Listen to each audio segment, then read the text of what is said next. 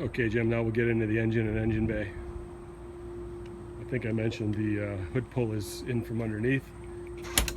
Before I do that, I will like to show just how tight the hood fits. Again, I mentioned the body fit and finish, but there's no wiggle or give there. Everything has been built and adjusted so well. There's the hood pull, which actually is the original hood handle pull, Bakelite. And then there's a secondary catch. Straight in, push in. And that's the secondary catch there, just works off your finger. Obviously catches off of here. There's the mechanism up above. There's the finish of the inside of the hood.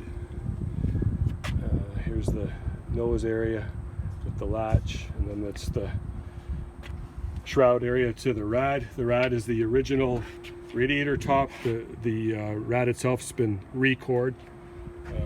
Shows very well. It's got to be at least a 3-core rad. It's very beefy. The car never was indicated to me to be heat up. I've driven it in heat, and I don't think that's an issue at all. And I had asked about that. Nobody had indicated that. A lot of these cars have electric fans. This one doesn't. It's kind of hard to see through here, but you can see there's a AC condenser. I believe maybe a tranny cooler. Maybe that's just the AC condenser. So yeah, the original brass rad. Try to keep that polished. Looks great, at least to me anyway. And there's the 351 Windsor. It's got an aluminum air breather on it. It's got a Edelbrock Performer, or I think it's an Edelbrock. Well, it's called Performer RPM aluminum. Yeah, it is Edelbrock aluminum intake, and an Edelbrock 4-barrel carburetor.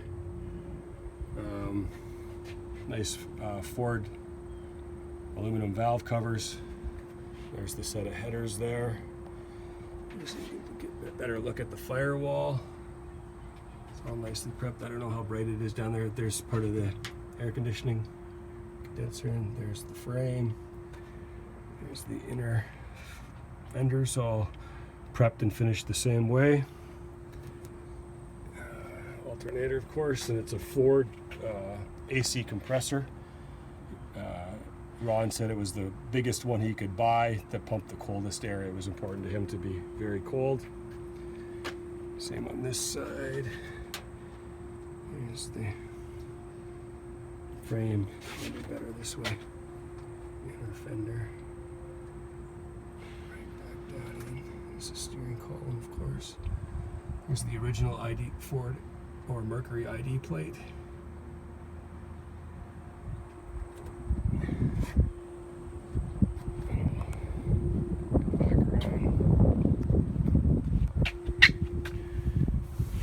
Start the car.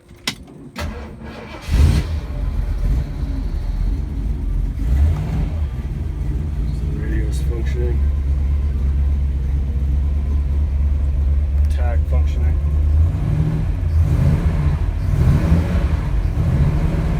Has a nice throaty sound to it. It's not overbearing by any means. There's oil pressure at idle. Cold, of course. Sorry, that's oil pressure there. We're running a little over 60. Water temperature's cold currently. Amperage and fuel gauge. All those are functioning. Here's left signal light. You can see that there. There's the right signal light. We tried the horn before. Here's wipers.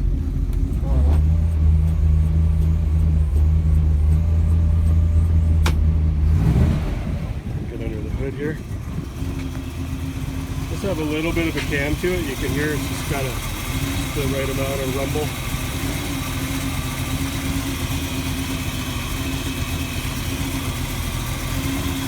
See if I can get a little bit of throttle from under here.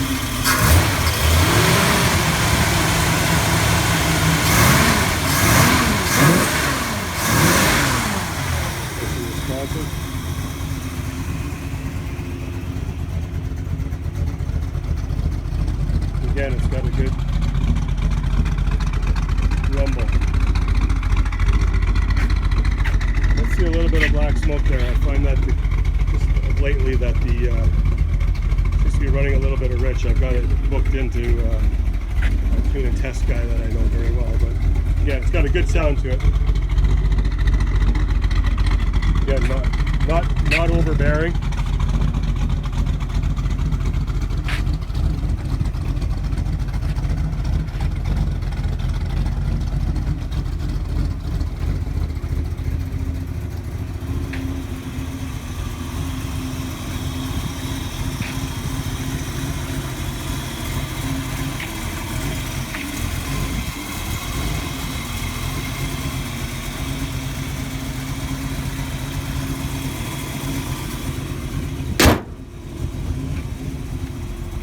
Sun again.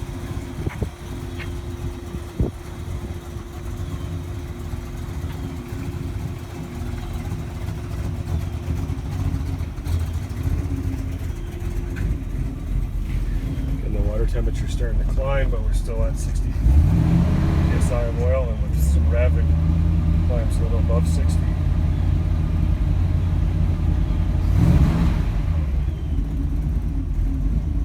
Alright, well, I hope that's helpful for now.